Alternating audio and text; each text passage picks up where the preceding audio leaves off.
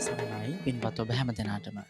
සදහැවත්නේ අවබෝධය තුළින් තථාගත ශ්‍රී සද්ධර්මය ප්‍රභාෂ්වර වන්නට මේ සිත ඒ අවැසි මග ඔබට කියා දෙන සද්ධර්ම ආමන්ත්‍රණය බෞද්ධ රූපවාහිනී නාලිකාව මෙලෙසින් ආරම්භ කරන්නට සූදානම් වන්නේ පූජනීය කෝරළයාගම සරණතිස්ස ස්වාමින් වහන්සේගේ ගෞරවනීය වැඩමවීමෙන්. පින්වත් අපගේ ස්වාමින් වහන්සේ අපි සාදුනාද පාතුමෙන් පිළිගනිමු. සාදු සාදු සාදු. අද දේශනාවට දායකත්වය දරමින් කටයුතු කරනවා අංක 670 ක්‍රෝස් වත්ත කොටගොඩ උදම්මිට පදිංචි පී රංජනී අශෝකා සිල්වා සාගරිකා මහත්මිය ප්‍රධාන ඒ පවුලේ පින්වත් පිරිස. නමෝ තස්ස භගවතු අරහතු සබ්බ ධම්මේසු අප්පටිහත ඥානචාරස්ස දස බලධරස්ස චතු වේසාරජ්‍ය විසරදස්ස සබ්බ සත්තුතමස්ස ධම්මිස්ස රස්ස ධම්ම රාජස්ස ධම්මස්සාමිස්ස තථාගතස්ස සබ්බඤුනෝ සම්මා සම්බුද්දස්ස නමෝ තස්ස භගවතු අරහතු සබ්බ ධම්මේසු අප්පටිහත ඥානචාරස්ස දස බලධරස්ස චතු වේසාරජ්‍ය විසරදස්ස සබ්බ සත්තුතමස්ස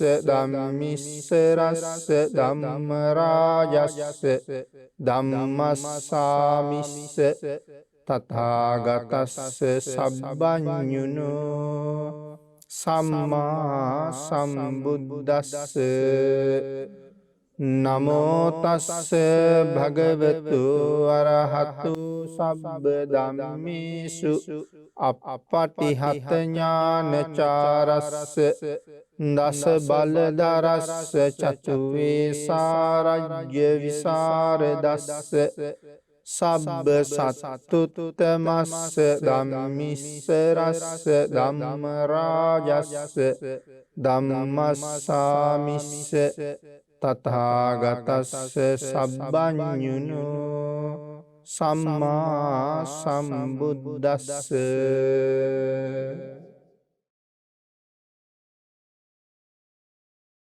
සද්ධර්ම ශ්‍රාවක කාරුණික ගුණගරුක බෞද්ධ පින්නතුනි, බොහෝම ශ්‍රද්ධාවෙන් යුක්තව මේ සූදානම් වෙන්නේ තිලෝගුරු සම්මා සම්බුදුරජාණන් වහන්සේ ලෝක සත්වයන් පිළිබඳව අසීමිත දයාවෙන් කරුණාවෙන් මෛත්‍රියෙන් යුක්තව අවබෝධ කරගෙන දේශනා කොට වදාළ පරම ගම්බීර වූ ශ්‍රී සද්ධර්ම රත්නයෙන් අබමල් රේණුවකටත් වඩා අඩු බොහෝම පුංචි කොටසක් දේශනා කරවගෙන ධර්ම ගෞරවය පෙරදරි කරගෙන දේශනාගත ධර්මයේ ශ්‍රවණය කරන්න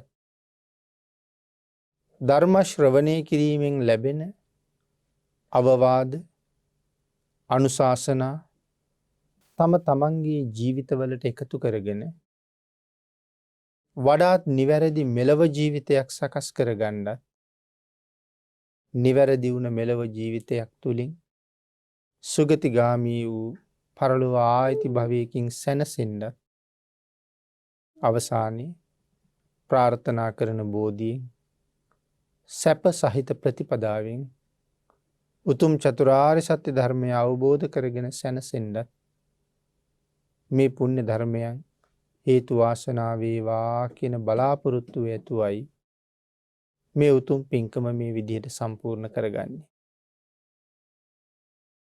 පින්නතුනි මේ උතුම් ධර්ම දේශනා මාලාව තුළ අපි මේ කාලේ සාකච්ඡා කරමින් ඉන්නේ උතුම් වූ කරණීය මත්ත සූත්‍ර දේශනාව.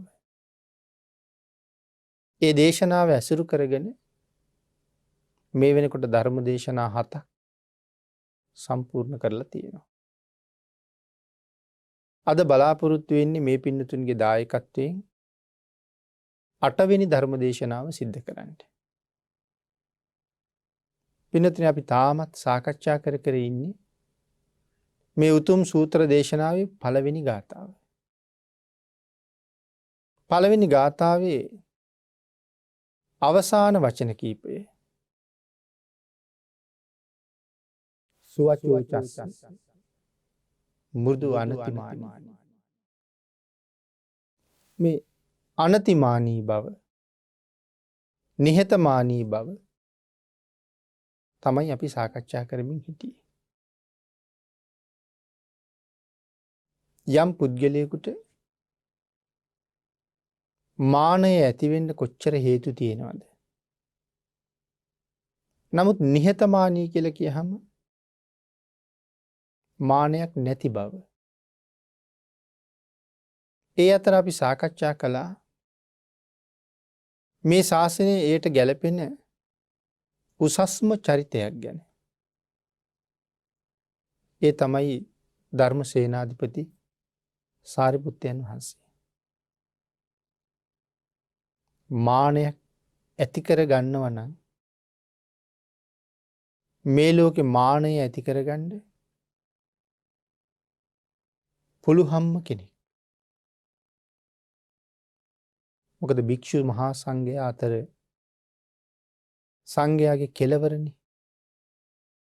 සංඝයාගේ කෙලවර කියලා කියන්නේ සාරිපුත්තයන් වහන්සේ ඉක්මවන්න පුළුවන් කිසිම භික්ෂුවක් මේ ශාසනයේ නැහැ. නමුත් එවන් උත්තමයෙක් ළඟ මානය කියලා බිඳක්වත් නැහැ. අපි පළවෙනි දේශනාවේ මතක් කළා. එදාම පැවිදි වෙච්ච 7 අවුරුදු වයසේ පොඩි හාමුදුරු කෙනෙක් සිවුරේ කොනක් බිම ගෑවෙනවා දැකලා ඒ අඩුපාඩුව ගැන මතක් කළා.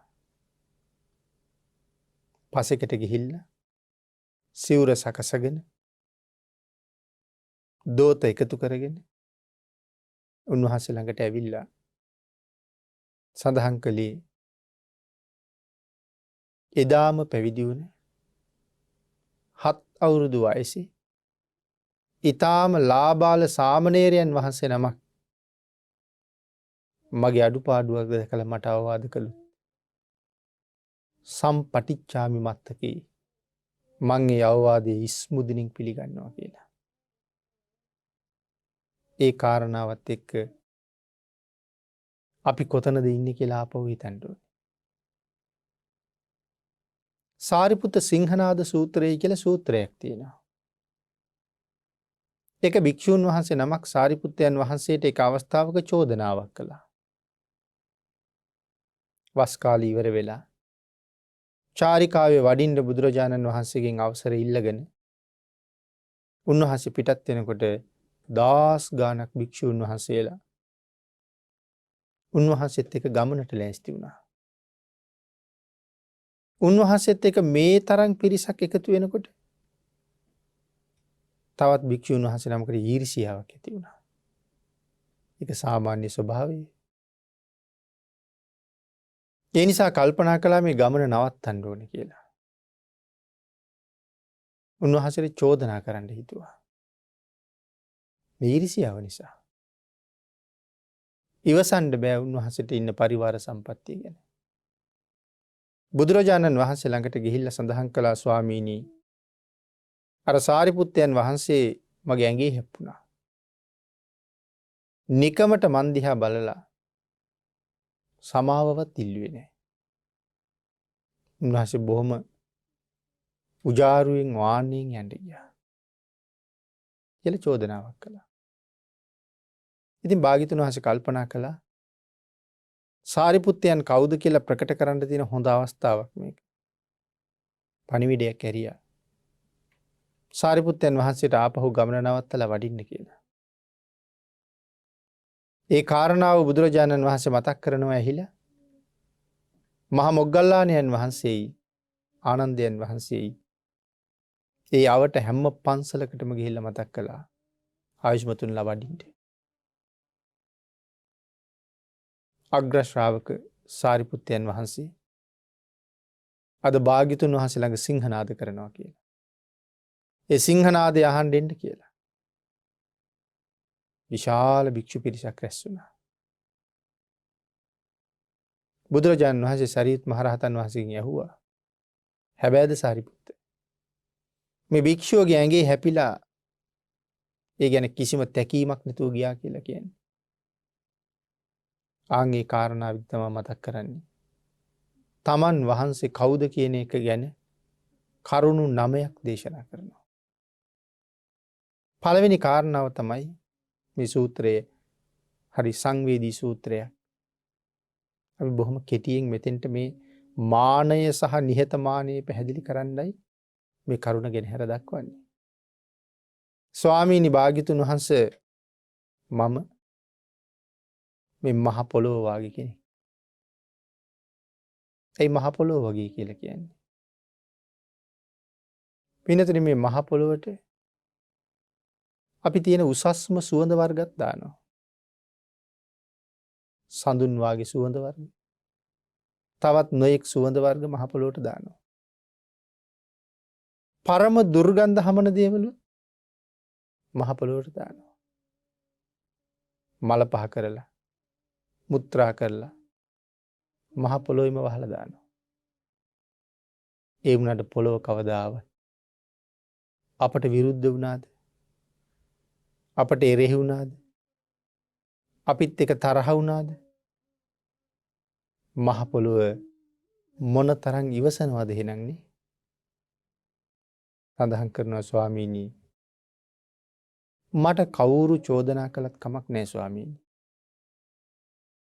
මට චෝදනාවෙන් වැඩකුත් නැහැ. මට චෝදනා කරන පුද්ගලයාගෙන් වැඩකුත් නැහැ. ඒ කිසිම කෙනෙක් ගැන මගේ අමනාපෙකුත් නැහැ. මම මහ පොළොව වගේ මගේ ගුණයත් ඉවසනවා. මට කරන ප්‍රශංසාවත් ඉවසනවා. මට කරන චෝදනාවත් ඉවසනවා. ප්‍රශංසාවෙන් ඉහළ යන බවකුත් චෝදනාවෙන් ද්වේෂ කරන ස්වභාවයකුත් මම ගාව නෑ ස්වාමීනි. ඉතින් මේ කාරණාව තව විස්තර සහිතව දීර්ඝව සාකච්ඡා කරන්න පුළුවන්. ඒක තමයි පළවෙනි කාරණාව. ඒක සිංහනාදය. ලේසියෙන් කෙනෙකුට කරන්න බැරි දෙයක්. වෙනතේ දෙවෙනි කාරණාව තමයි ස්වාමීනි මම ජලය වගේ. මුලින් සඳහන් කළා වගේම පිරිසිදු දෑත් අපිරිසිදු දෑත් අපි ඔක්කොම හොදනවා ජලය. නමුත් අපි එක තරහ වුණ දවසක් නෑ කවදාවත් නෑ. අපිව පිරිසිදු කරන්නම ජලය බලාගෙන ඉන්නවා වගේ. අපි පිරිසිදු වෙන්න හිතාගෙන ගිහිල්ලා කුණු හොදනකොට ජලය ඊටාම කැමැත්තෙන් වගේ අපේ අපිරිසිදු දේවල් ඔක්කොම හොදනවා. කවදාවත් අපිට පිරිසිදු වෙන්න නොදී ජලය මගහැරපු දවසක් අපි කවදාවත් දකින්නේ නැහැ. ඒ ජලය උපමා කරලා සඳහන් කරනවා භාග්‍යතුන් වහන්සේ මම ජලය වගේ. මට කවුරු චෝදනා කළත් මම ඒක ඉවසනවා ස්වාමීනි. තුන්වෙනි කාරණාවට සඳහන් කරනවා ස්වාමීනි මම ගින්න වගේ කියලා. පින්නතුනි වටිනා දේවලුත් ගින්නට අහු වුණොත් දැවෙනවා. ඊටාම නොවටිනා අසුචි වගේ දේවල් දුර්ගන්ධයේ සහිතව ගින්නට අහු වුණත් දවලා දානවා. මැරිච්ච මල කඳන් වුණත් ගින්න විසින් පුලුස්සනවා. මේ දේවල් පුලුස්සන්න කැමති මේ දේවල් පුලුස්සන්න අකමැති කියලා කතාවක් ගින්නේ කොහෙවත් නැහැ. ස්වාමීනි මට ප්‍රශංසා කරන අයට මං කැමති. මට චෝදනා කරන අයට මං අකමැති. එහෙම දෙයක් මගේ ජීවිතේ නෑ ස්වාමීනි. ප්‍රශංසා කරන්නත් චෝදනා කරන්නත් දෙන්නම මට එක වාගේ. ස්වාමීනි ප්‍රශංසාවයි චෝදනාවයි දෙකම මම එක විදිහට ඉවසනවා. මම ගින්න වගේ කියලා සඳහන් කළේ එකයි. ඊළඟට සඳහන් කරනවා ස්වාමීනි මම සුළඟ වගේ. ඒ සුළඟ හැම තැනම තියෙනවා. සුළඟ හැම තැනම ඉන්නවා. සුළඟින් සුවඳත් අරගෙන යනවා. සුළඟින් දුගඳත් අරගෙන යනවා. සුළඟ නැති තැනකුත් නැහැ. සාරිපුත්තයන් වහන්සේත් ඒ වගේ. චෝදනාව ප්‍රශංසාව ඕන එකක් ඉවසනවා.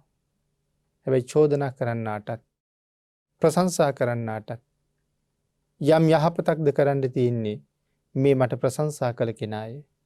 මේ මට දන් දුන්න කෙනාය. මේ මට චෝදනා කළ කෙනාය.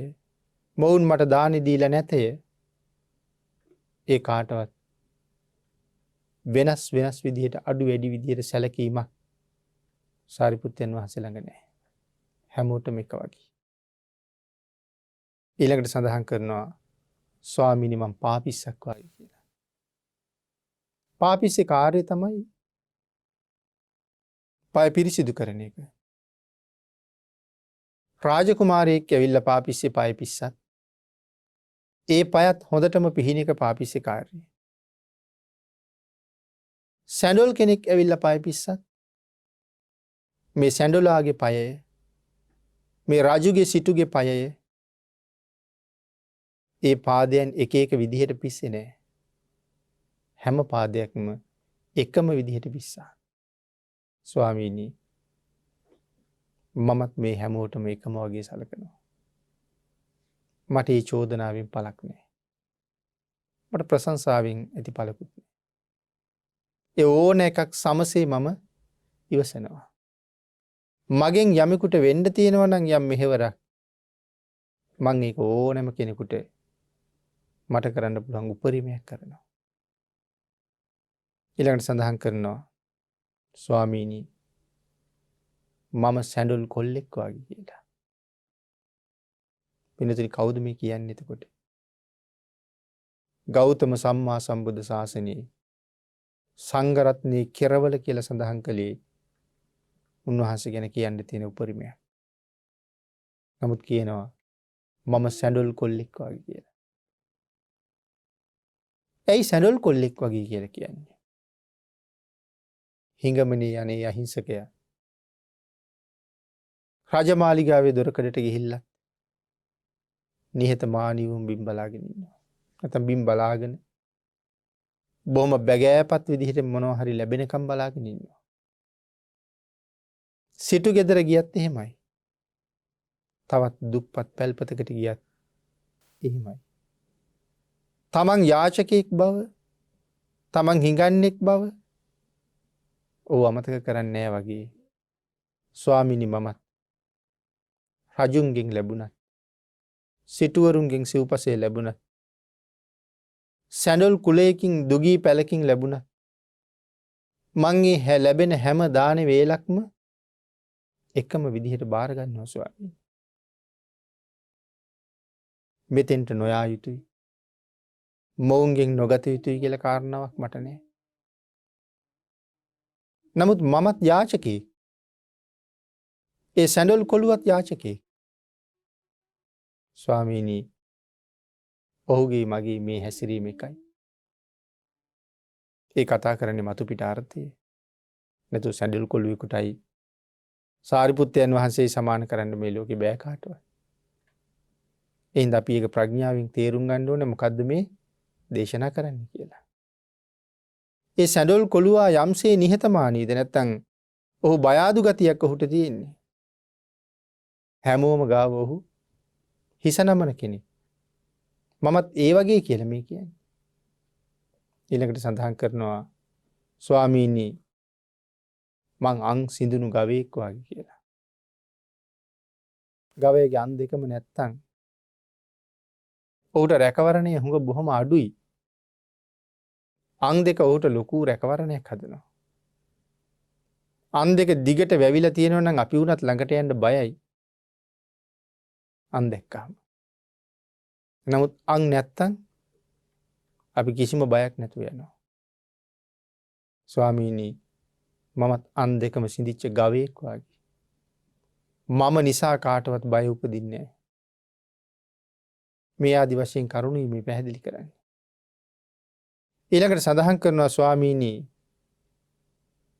මම ගැරඬිකුණක් වගේ කියලා. ඇයි ඒ තරම්ම පහත් මට්ටමට දාගන්නේ?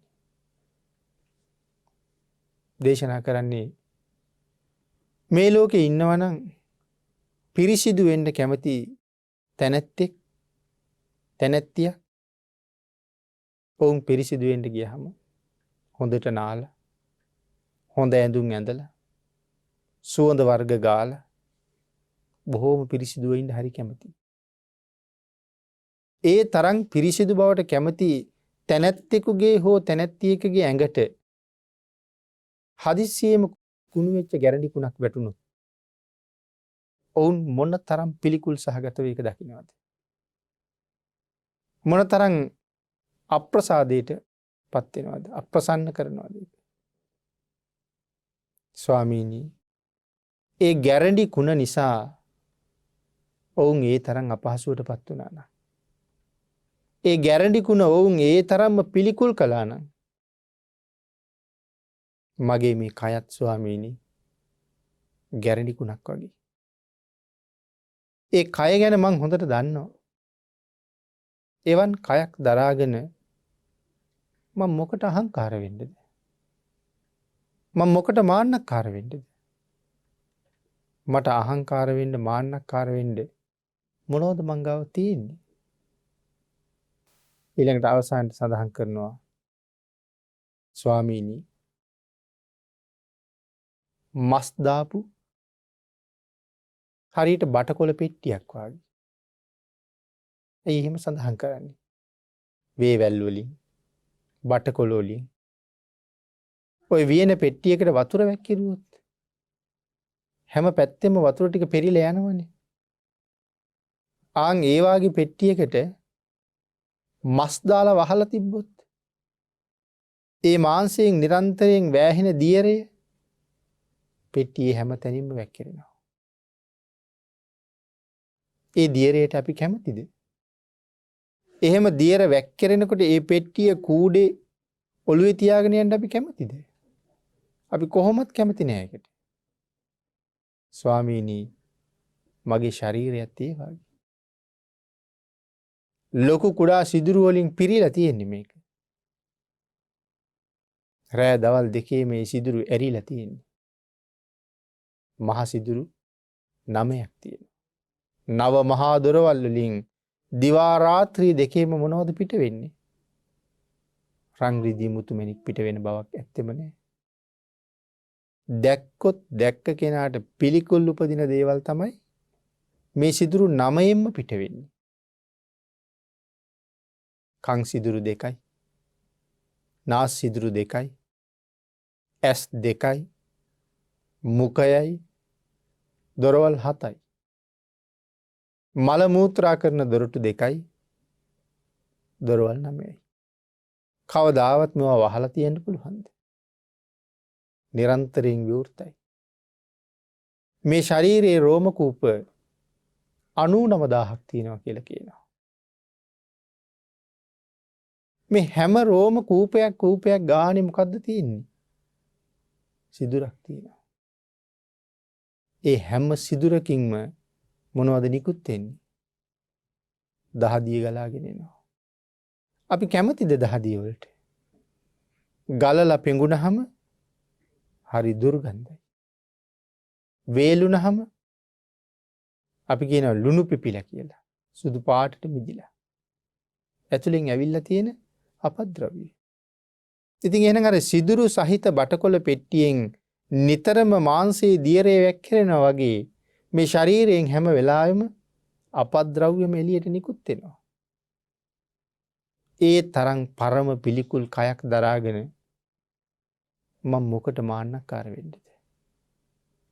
මෙහෙම මේ කරුණු 9 දේශනා කරනකොට මහා රහතන් වහන්සේලා ධර්ම සංවේගයට පත් වුණා.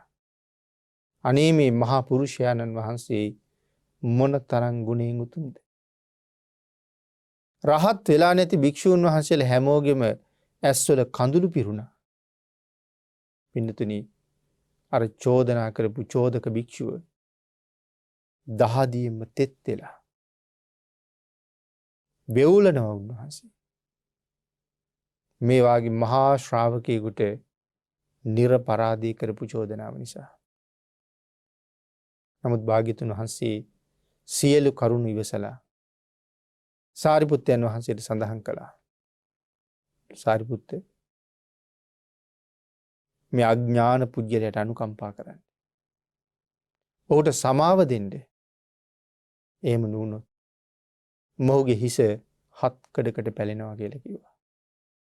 ඔබ වගේ මහා ගුණවන්තයෙකුට චෝදනා කරපු නිසා මොහුට සමාව දෙන්න කියලා කිව්වා. පින්තුනි මේ නිහතමානී බව මෘදු අනතිමානී කියන වචනේ කතා කරනකොට නිහතමානී ගුණය ගැන පැහැදිලි කරන්න මේ කාරණාව ඉස්මතු කරන්න යෙදුනේ. එතකොට අපිට මාන්නය ඇති වෙන හේතු අපි කලින් දේශනාවේ මතක් කළා. කුලය නිසා මාන්නය ඇති වෙනවා. ජාතිය නිසා මාන්නය ඇති වෙනවා. ගෝත්‍රය නිසා මාන්නය ඇති වෙනවා. ශරීරාංග පිළිබඳව මාන්නය ඇති වෙනවා. හමේ පාට පිළිබඳව මාන්නය ඇති වෙනවා. උස මහත ගැන මාන්නය ඇති වෙනවා. රුව ගුණ ගැන මාන්නය ඇති වෙනවා. නමුත් මේ කතා කරපු එකක්වත් සාරිපුත්තයන් වහන්සේගේ ගුණේ සොළොස් කලාවෙන් එක කලාවක්වත් වටින්නේ නැහැ. දෙවියන්ගෙන් වැඳුම් ලබන, බඹුන්ගෙන් වැඳුම් ලබන සම්මා සම්බුද්ධ ශාසනයේ සියලුම භික්ෂූන් වහන්සේලා ගරු කරන තමන්ගේ ගුණේ අභිභවනය කරන්න කාටවත් බැරි කොට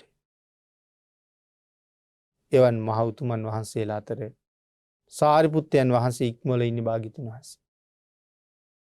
ඒ තරම් තැනක ඉඳගෙනත් උන්වහන්සේ මෙච්චර නිහතමානී නම් අපි කවුද කියලා හිතන්නේ. මෙවන් උසස් චරිත ගැන කල්පනා කරලා මාන්නයක් ඇති වෙනකොට අපේ මාන්නය එතනම සංසිඳව ගන්න කල්පනා කරන්න ඕනේ.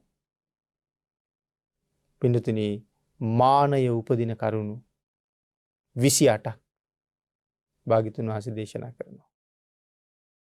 මේ කරුණු 28න් එක කරුණක් සම්බන්ධයෙන් හෝ යමෙකුට අදිමානයක් ඇති වුණොත් ඔහු නියතමානී කියන ගුණයට සුදුසු නෑ කියලා සඳහන් කරන්නේ.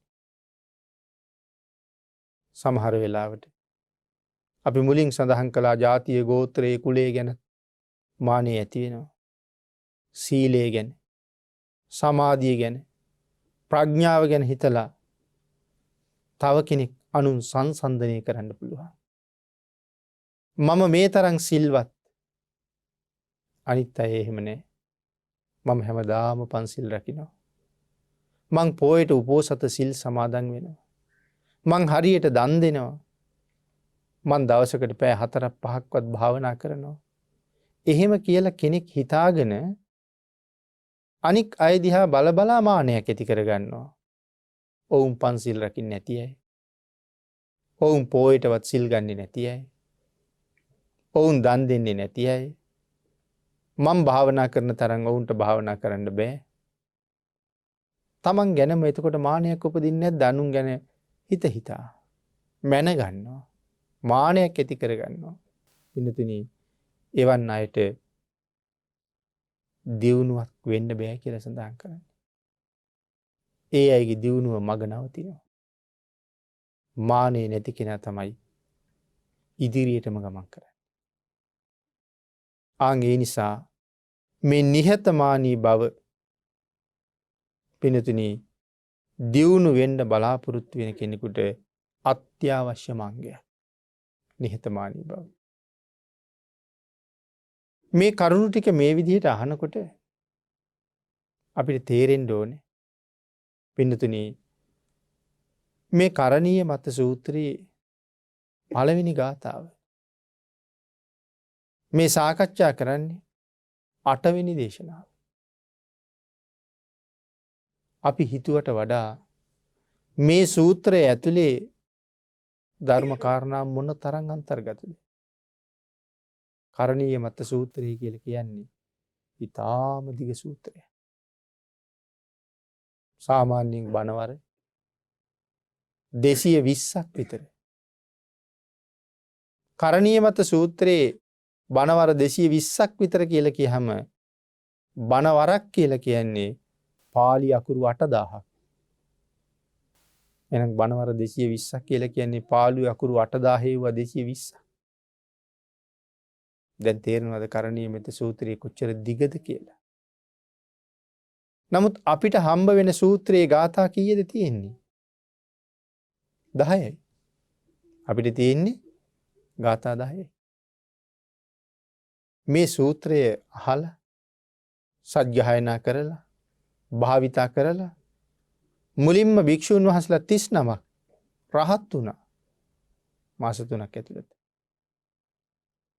නමුත් අපි දැන් අවුරුදු කීයක් කරණීය මෙත සූත්‍රය කියනවාද? ඇයි අපි රහත් වෙන්නේ නැත්තේ? එතකොට අපි හිතනවා ඉස්සර රහත් වෙන්න පුළුවන් වුණාට දැන් බෑ කියලා. ඇයි උන්වහන්සේලා 3 මාසෙන් රහත් වුණා. අපි දැන් අවුරුදු 30ක් විතර සමහර කෙනෙක් මේ සූත්‍රය කියනවා. තාම වෙච්ච මොකවත් නැහැ. හේතුව මොකද්ද? හේතුව තමයි සූත්‍රයේ අර්ථය මේ විදිහට දැනගන්නේ නැති එක. ගාථා 10ක් අපට දේශනා කළේ බුදුරජාණන් වහන්සේ. ඒ ඔය ප්‍රමාණය අපේ අරහත්වයටත් හොඳටම ප්‍රමාණවත් නිසා. නැතුව භාග්‍යතුන් වහන්සේ අපිට අඩුවෙන් සැලකුවා නෙමෙයිනේ. මේ ප්‍රමාණය අපිට ඇති නිසා 10ක් දේශනා කරලා තියෙනවා. ඉතින් ওই 10 ලියා ගන්න ඕනේ. එක වචනයක් ඇතුලේ මොන ධර්ම කාරණා තොගයක් අන්තර්ගතද? ඒක ලිහලා තුනී කර බලන්න ඕනේ මේක ඇතුලේ මොනවද තියෙන්නේ කියලා. ආන් එහෙම තේරුම් ගත්තාම තමයි ඒක ජීවිතේට හොඳට බද්ධ වෙන්නේ. ඒ නිසායි අපි මේ සාකච්ඡා කළ ප්‍රමාණයටත් වඩා තව කරුණු සාකච්ඡා කරන්න තියෙනවා. එමනම් පළවෙනි ගාථාවෙන් මේ කරගෙන යන්නේ 8 වෙනි දේශනාව. අවසානයේ තියෙන මෘදු අනතිමානී. ඒ නිහතමානී ගුණය කොයිතරම් වටිනවද? මේ ගාථාවට අනුව අපේ ජීවිතේ හැඩගස්ව ගන්න අපිට කොයිතරම් කාලයක් ගත වේද පින්නතුනි? මේ පළවෙනි ගාථාවට අනුව ජීවිතේ හැඩගස්ව ගන්න සමහර වෙලාවට මුළු ජීවිත කාලෙම පුළුවන් වෙන එකක් නෑ. නමුත් අපි උත්සාහ කරන්න ඕනේ. යම් ප්‍රමාණයක් හරි මේ ජීවිතයට එකතු කරන්න. පින්නතුනි නිහතමානීකම ගැන සඳහන් කරනකොට සාරිපුත්තයන් වහන්සේ පිළිබඳව පැහැදිලි කරපු කරුණුත් එක්ක ඒ ගුණයන් මොනතරම් උත්තරීතරද ශ්‍රේෂ්ඨද කියන කාරණාවල් අපිට වැටහෙනවා. පින්නතුනි අපේ භාග්‍යතුන් වහන්සේ මේ කාරණාව දක්වලා බුදුරජාණන් වහන්සේ පස්සේ සාරිපුත්තයන් වහන්සේට උන්වහන්සේට සමාව දෙන්න කියලා මතක් කරලා සාරිපුත්තයන් වහන්සේගේ ගුණ තව ලෝකෙට ප්‍රකට කරවන්න යෙදුණා. පින්නතුනි අපි ඊළඟට සාකච්ඡා කරමු මේ උතුම් සූත්‍ර දේශනාවේ දෙවනි ගාථාව. සන්තුස්සකෝච සුභරෝච. මොකද මේ සන්තුස්සකෝච කියලා කියන්නේ? මේකත් කෙනෙකුට මුදුන්පත් කරගන්න හරි අමාරු කාරණාවක්. සන්තුස්සකෝච. ලද දෙයින් සතුටු වෙනවා.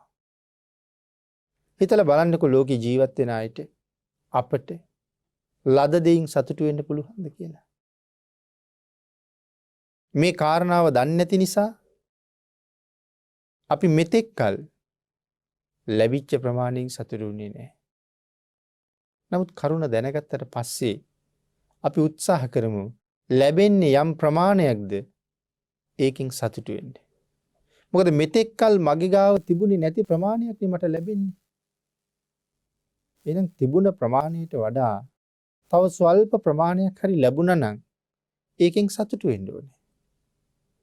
මොකද එච්චරවත් තිබුණේ නෑ අපිට. එහෙනම් මේ ලද දෙයින් සතුටු වෙනවා කියලා කියනකොට පිළිතුරු සඳහන් කරනවා මේ පිළිබඳව භික්ෂූන් වහන්සේලා පිළිබඳව නම් ආකාර 12ක් තියෙනවා කියලා. ලද දෙයින් සතුටු වීම ගැන කියනකොට හාමුදුරුවරු සම්බන්ධයෙන් ආකාර 12ක් තියෙනවා. යතා ලාභ සන්තෝෂේ, යතා බල සන්තෝෂේ, යතා සාරුප්‍ය සන්තෝෂේ.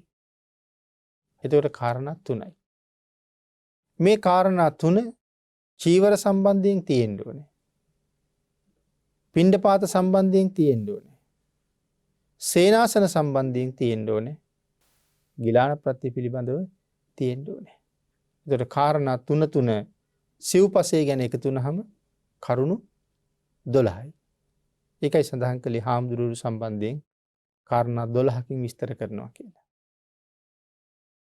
එහෙනම් මේ යතා ලාභ, යතා බල, යතා සාරුප්‍ය. යතා ලාභ කියලා කියන්නේ කිසියම් හොඳ දෙයක්. එහෙම නැත්තම් නරක විසි කරන දෙයක්.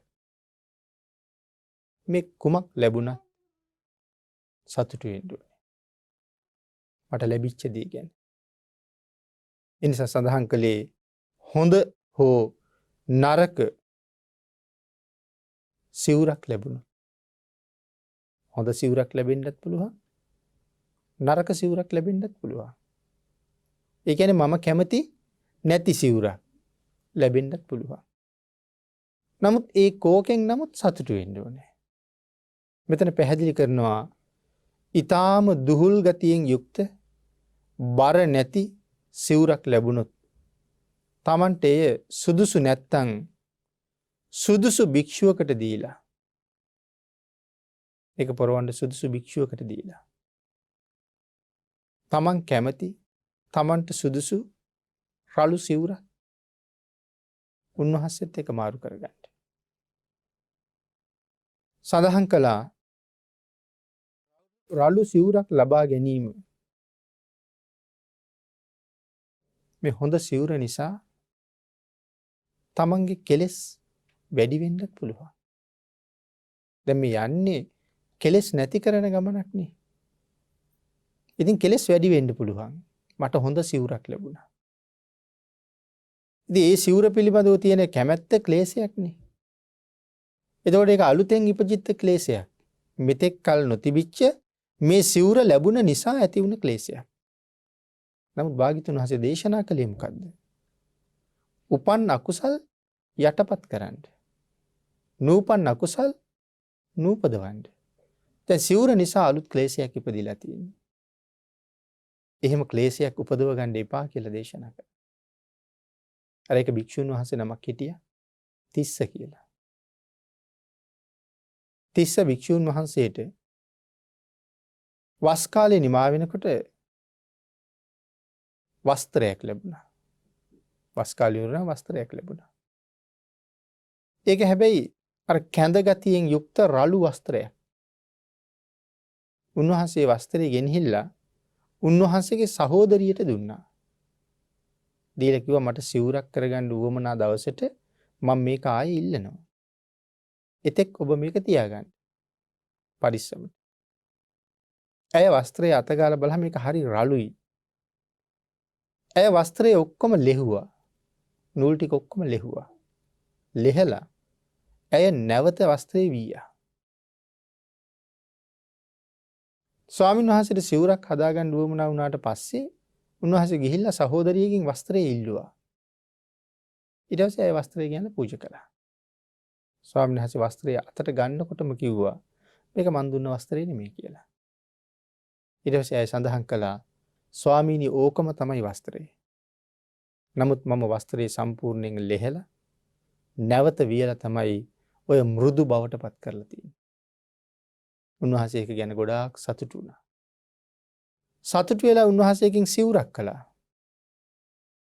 නමුත් උන්වහන්සේට ඒ සිවුර පොරවන්න බැරුව ගියා. උන්වහන්සේ අපවත් වුණා. සිවුර පොරවන්න බැරි වුණා.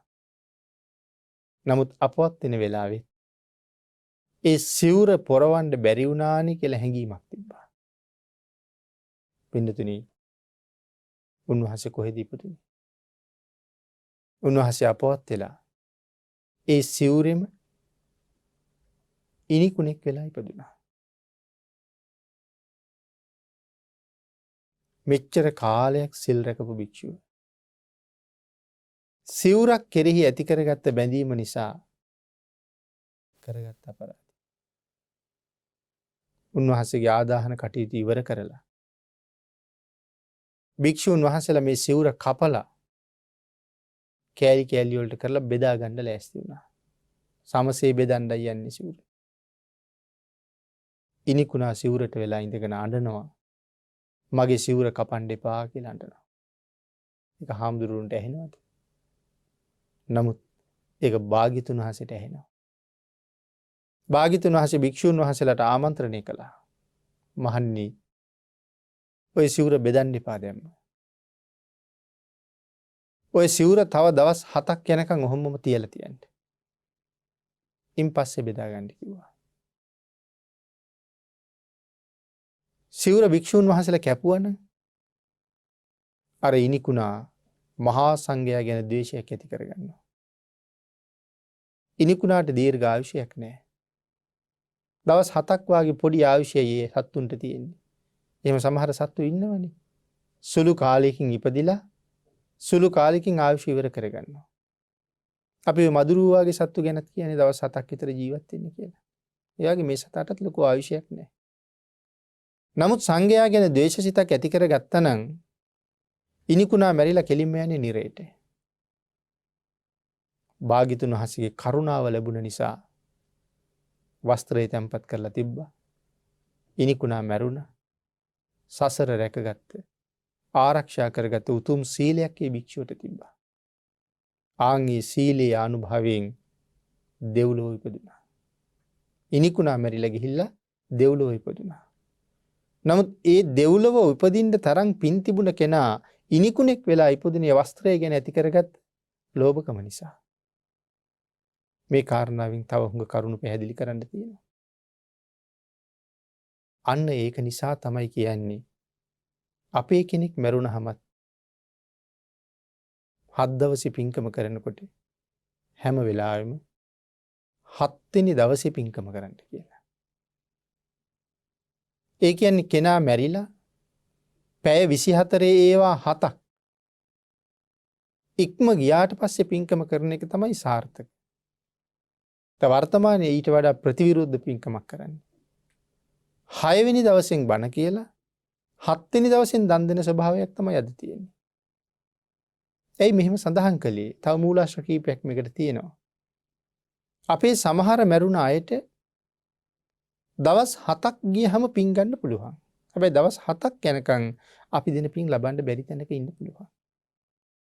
එංගේ ඉනිකුණාටත් පින් දුන්නා නම් පින් ලැබෙන්නේ නැහැ. හේතුව ත්‍රිසං ආත්මය. නමුත් 7 වෙනි දවසේ එතනින් මිදුණා. අවශ්‍ය නම් පින් ගන්න පුළුවන් වෙනවා. අපි අර විදිහට පින්කම් කරාම හදිසියේ මේ වාගේ තත්ත්වයක සමහර අයට නම් මැරිච්ච ගමන්ම පින් ගන්නත් පුළුවන්. ඒක විවිධ ප්‍රභේද තියෙනවා. හදිසියේ මෙවන් තත්ත්වයක ඉඳලා දවස් 7ක් ඉක්ම ගිහිල්ලා පින් හොයාගෙන ආවොත් එතකොට අපි පින්කම කරලා ඉවරයි. පින් හොයාගෙන එනවා කියලා කියන්නේ දුක්ඛිත තැනක ඉන්න හින්දානේ. එහෙමනම් ආයෙ සිද්ධ වෙනවා. නෑදෑයෝ මාසයක් ගිය තැන දානයක් දීලා පින් දුන්නොත් ඒ පින් දෙනකම දුක් විඳින්න වෙනවා. එහෙම නැතුව 3 මාසෙන්ම නම් දානෙ දෙන්නේ 3 මාසයක් යනකම් දුක් විඳින්න වෙනවා. ආන් ඒකයි ටිකක් ඉවසලා දවස් 7ක් සම්පූර්ණ වෙලා පින්කම කරන්න කියන්නේ. නමුත් වර්තමානයේ ත්‍රිපිටකයේ පෙරලලාවත් බලලා නැති සමහර වැඩිහිටියොත් එක්ක ඔය කාරණාව ඔබ කතා කරන්න ගියොත් ඔබ නිවැරදි කියලා ඒගොල්ලෝ පිළිගන්නේ නැහැ. තමන්ගේ මතය තුලම තමයි එල්බගෙන ඉන්නේ.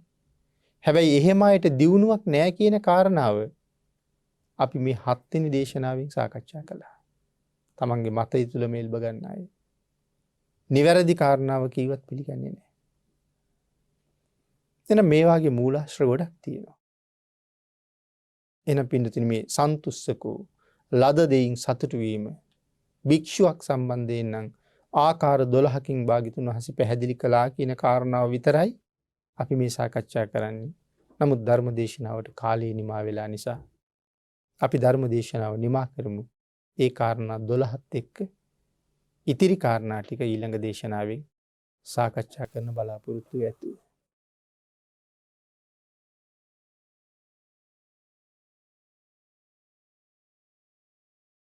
විනතුනි අද මේ උතුම් ධර්ම දේශනාවේ දායකත්වයේ දරනු ලබන්නේ නොම්බර 670 ක්‍රූස් වත්ත කොටුගොඩ උදම්මිට ලිපිනේ පදිංචි රංජනී අශෝකා සිල්වා මහත්මිය තමයි ධර්ම දේශනාවේ දායකත්වයේ දරනු ලබන්නේ.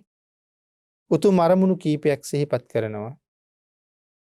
නිදන ප්‍රාප්තියටපත් වුණ පී දයානන්ද සිල්වා පියාණන්, එම් සෝමාවතී සිල්වා මෑණියන්, කේ මෙල්ජින් නෝනා මිත්තනිය, ඒ වගේම දෙපාර්ශ්වයේම මියගිය සියලුම ඥාතීන්ට පුණ්‍යානුමෝදනා කිරීමත් ඊට අමතරව සෙත් ප්‍රාර්ථනා කරනවා. ජායල උදම්මිට අශෝකාරාමාධිපති කණුමුල් දෙනියේ අවසරයි සුගුණ වංශ ස්වාමින් වහන්සේටත් සහෝදර සහෝදරියන්ටත් දරු මුණුබුරන්ටත් අසල්වාසීන්ටත් පැමිණි සියලු උපාසක උපාසිකාවන්ටත් කොරෝනා වසංගත තත්ත්වය දුරු වීම පිණිසත් එයින් රෝගී තත්ත්වයට පත්වෙච්ච සියලු දෙනාට ඉක්මන් සුවය පිණිසත් මේ පුණ්‍ය ධර්මයන් හේතු වේවා, රත්නත්‍රි ආශිර්වාදය ලැබේවා කියලා ප්‍රාර්ථනා කරනවා. දේශකයන්න් වහන්සේටත් සෞඛ්‍ය අංශවල කටයුතු කරන සියලුම නිලධාරීන්ට රත්නත්‍රි ආශිර්වාදයෙන් නිදුක් නිරෝගී භාවයේ චිරජීවනයේ ලැබේවා කියලා රංජනී අශෝකා සිල්වා මහත්මිය විසින් ප්‍රාර්ථනා කරනු ලබනවා. එතුමිය විසින් පින් අනුමෝදන් කළ සියලු දෙනාටම පින් අනුමෝදන් වේවා. ආශිර්වාද කළ සියලු දෙනාටම ධර්ම ශ්‍රවණය කරන ලක්වැසි ලෝවැසි සියලු දෙනාටම මේ පුණ්‍ය ධර්මයන් අනුමෝදන් වේවා. ඒ වගේම අපවත් වී වදාළ බෞද්ධ මාධ්‍ය ජාලයේ නිර්මාතෘවරව වැඩ සිටි දරණාගම කුසල ධම්ම නායක මාහිමිපාණන් වහන්සේටත් මේ පින් අනුමෝදන් වේවා. වත්මන් අධ්‍යක්ෂක දුරන්දර අවසරයි බොරලන්දේ වජිරඥාන ස්වාමින් වහන්සේටත් බෞද්ධ මාධ්‍ය ජාලයේ කාර්ය මණ්ඩලයේ සියලු දෙනාටම මේ කුසල ධර්මයන් රත්නත්‍රි ආශිර්වාදයත් තුලින් නිදුක් නිරෝගී භාවයේ චිරජීවනයේ ලැබේවා. අපි සියලු දෙනාටම ඊ타ම ඉක්මන් භවයක ඊ타මත්ම කෙටි කාලයකින් සැප සහිත ප්‍රතිපදාවකින් උතුම් චතුරාර්ය සත්‍ය ධර්මාවබෝධය සඳහාම මේ කුසල් හේතු වාසනා වේවා කියලා ප්‍රාර්ථනා කරමු. ආකාශත්තා ච බුම්මත්තා දේවා නාග මහිද්దికා පුඤ්ඤන්තං අනුමෝදිත්වා චිරං රක්ඛන්තු ලෝක සාසනං දේවෝ වස්සතු කාලේන සස්්‍ය සම්පatti හේතුච පීතෝ භවතු ලෝකෝ ච රාජා භවතු ධම්මිකෝ.